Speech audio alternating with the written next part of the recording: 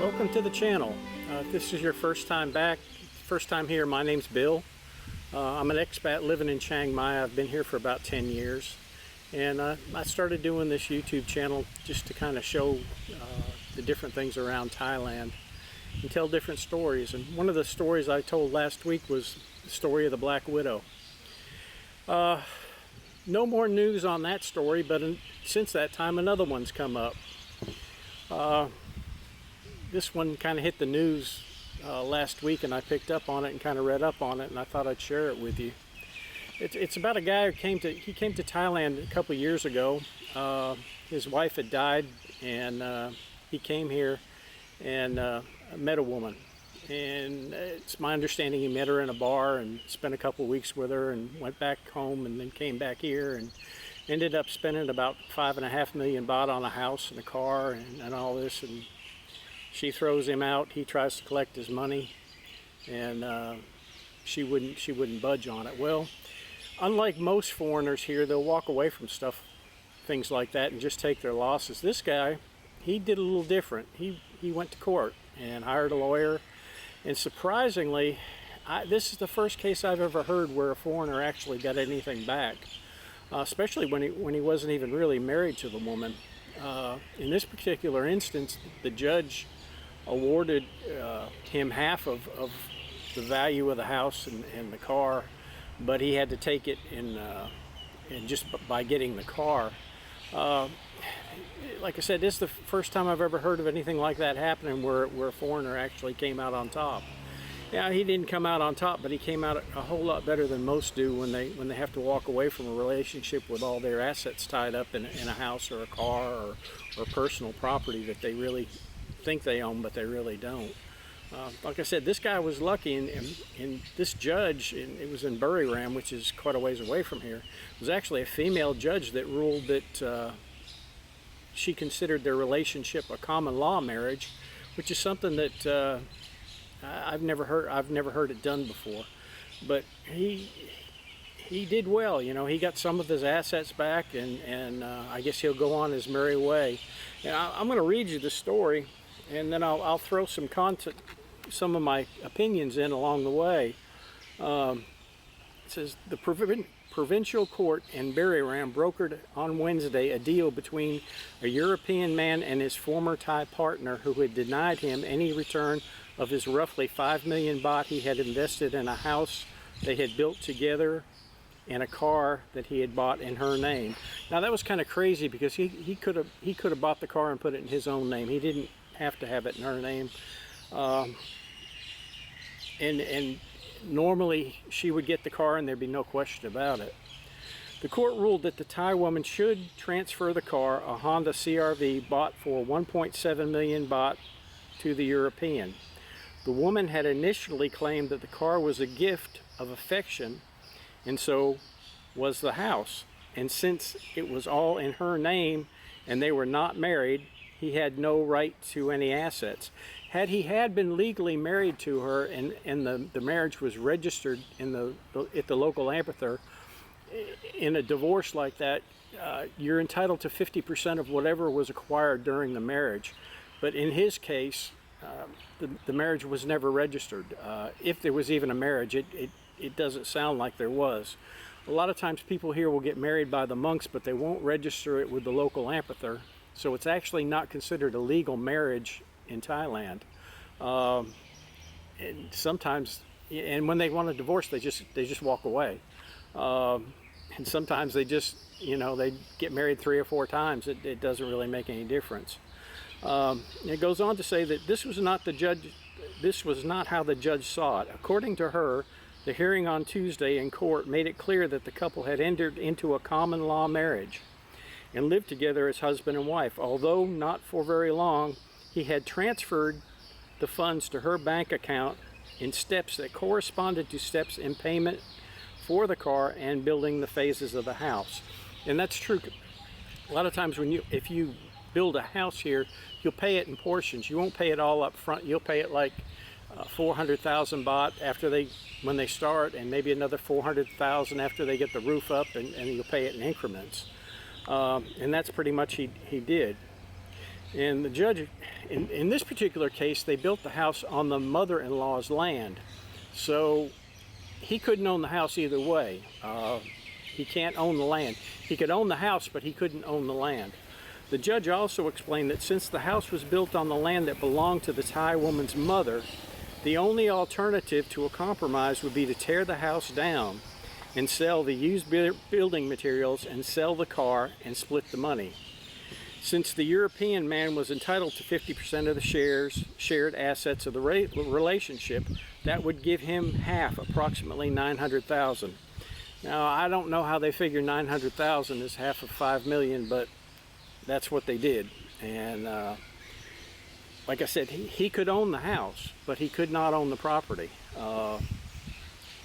So the judge is basically telling her, you know, you tear the house down, sell the pieces of it, and then split the money with him. It goes on to say that the judge made no room for doubt that if the Thai woman should decide not to accept her suggestion, then she would rule in favor of the European man leaving the car to him and keep the house was better and for her to keep the house was a better alternative for both, she proposed. So what the judge is saying is give him the car, keep the house, and be done with it. And this woman was, she didn't want to go for it. She was going to take it all the way to court. Well, it says it took the accused, the former partner, surprisingly long time to make up her mind if she preferred to continue to fight for her claim. That it was all a gift or accept a deal offered. Eventually she declared in tears that if the European man would not come back and live with her, which she had hoped that he would do, then it was okay that he got the car. So apparently she's wanting to keep the relationship together.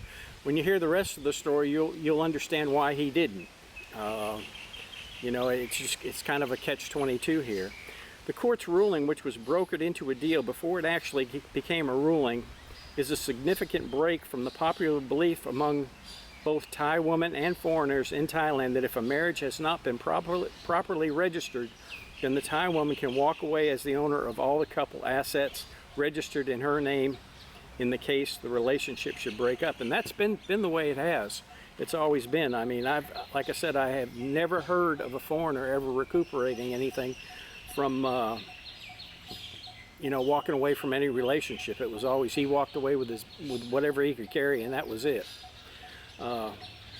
So it's, you know, this is a breakthrough for foreigners here. It shows that they're accepting the fact that foreign men are coming here, they're spending their money, and they should be entitled to you know, some type of relief if they walk away from the relationship. It talks about the relationship here. It says the relationship started in December of 2018, when the European man visited Thailand for the first time after his wife had passed away. He met the Thai woman in a city in the south, which he visited together with another European man and his Thai wife. She was working in a bar there, and he liked her. After a few days of seeing her every day, he bought her out of the bar for a full week, and together they went to a city in the south where his friend went up to play golf. So basically what they're saying is this lady worked in a bar, and he paid for her to leave the bar to go with him on this trip. It's, you know, it's happened. It happens a lot here. Whether it's a good thing, I can't say. You know, not all situations turn out like this. So to categorize everyone like this, you know, I wouldn't do that. It says after that he went back to Denmark only to return a month and a half later. This time his girlfriend took him up to see her mother in Buriram and stayed there for a full 3 months. So she's taken him up to the mother-in-law's house where he's lived for 3 months.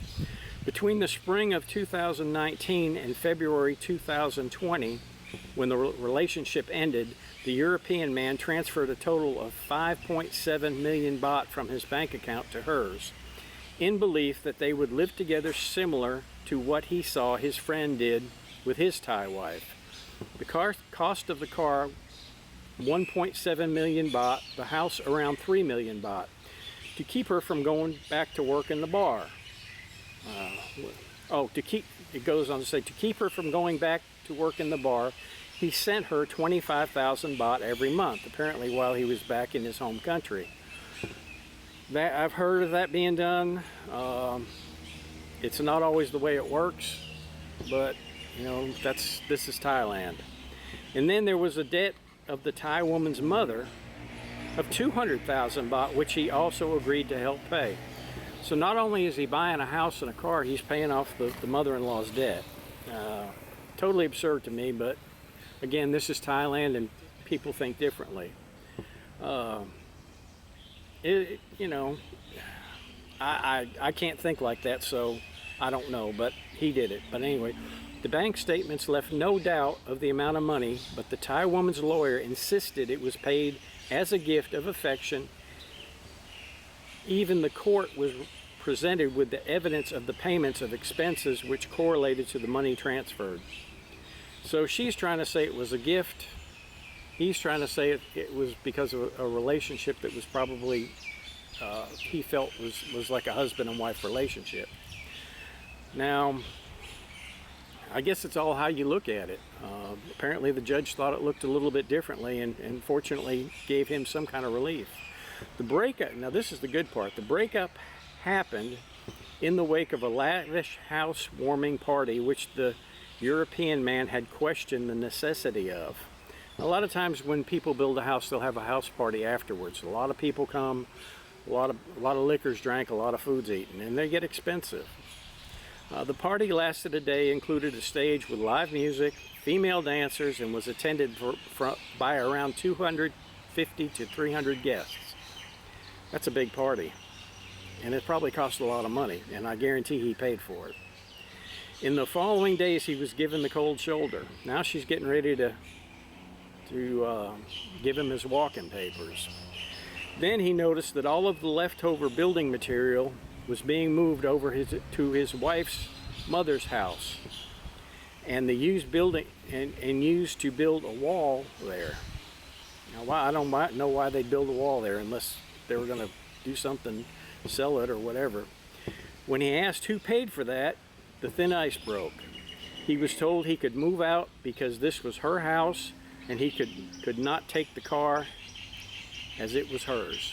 So basically she's thrown him out and said he can't have anything. He can't take the car, he can't have the house, he can't do anything. All he can do is get his clothes and hit the road. And apparently that's what he did. But as a smart person, he started thinking and, you know, hired a lawyer. It says at first he called his friend who lived about 50 kilometers away and asked if he could come and stay with them for a few days.